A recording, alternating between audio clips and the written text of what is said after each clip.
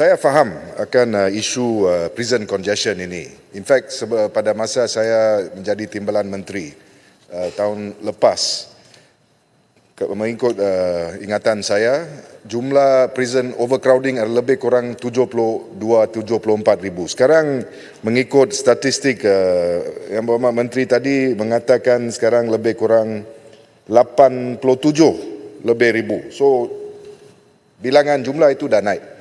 Tapi kita perlu juga menikmati, we have to know, bahawa ada kes-kes ataupun offences, kesalahan yang tertentu yang tidak patut diberi house arrest ini. Memang saya faham kes-kes seperti riman, kes-kes dada yang kecil dan sebagainya, mungkin itu sepatutnya kita beri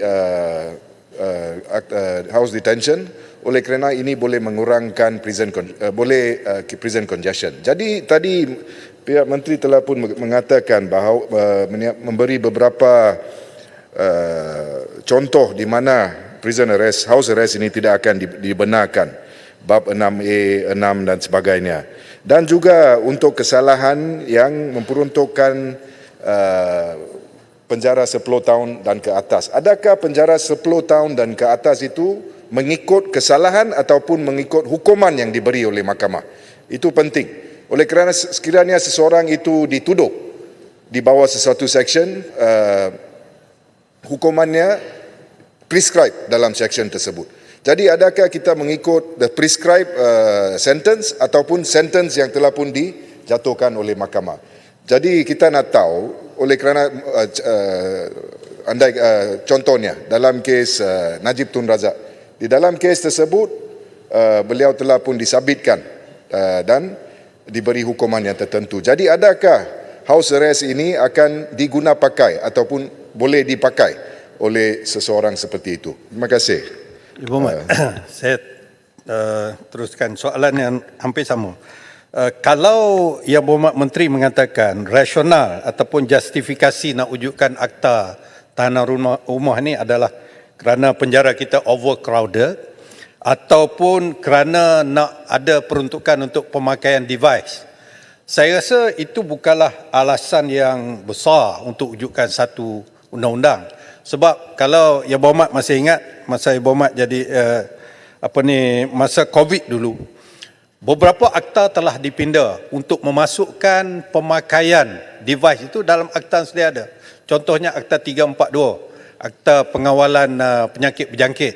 Mereka yang dikenakan tindakan kerana tidak mengambil langkah, tak pakai face mask dan sebagainya, dicadangkan untuk memakai device. Itu benda yang kecil saja. Peruntukan Seksyen 3 ini sudah jelas. Saya rasa intention of legislation, niat pembuat undang-undang pada masa ini juga telah mengambil kira berlaku satu masa akan berlakunya overcrowded di dalam penjara. Jadi takkanlah kerana alasan-alasan begitu saja menyebabkan perlu satu akta khusus untuk tahanan rumah.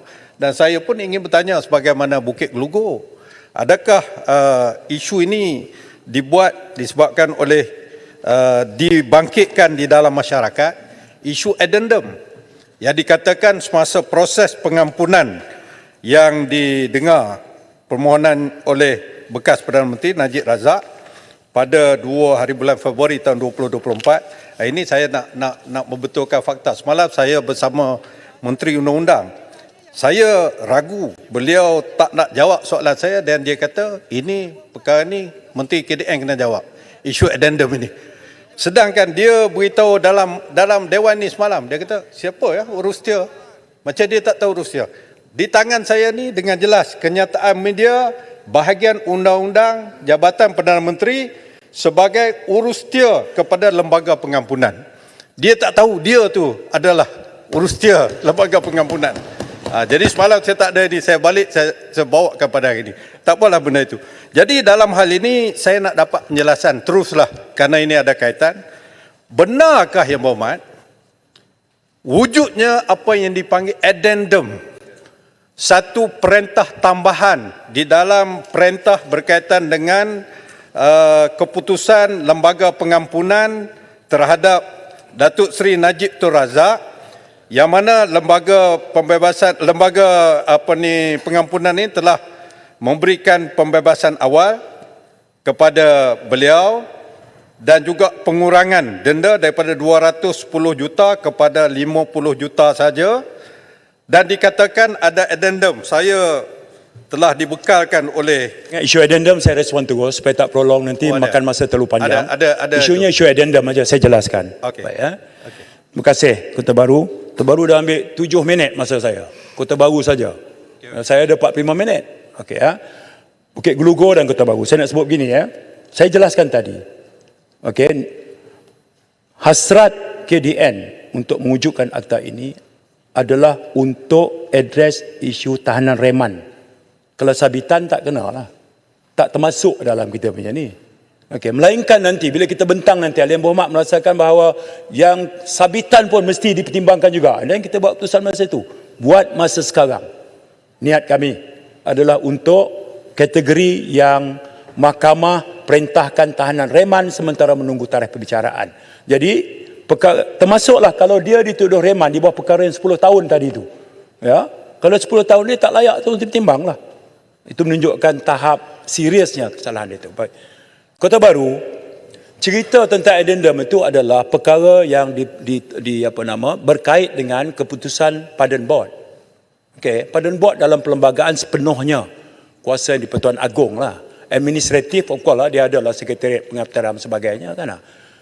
Kota Baru juga mengikuti keputusan mahkamah ketika peguam yang berkenaan bawa, dan mahkamah kemudian menganggap bahawa addendum ini adalah satu hearsay. Itu sudah jelas keputusan mahkamah. Jadi kalau dah situ, itu sudah jelas lah.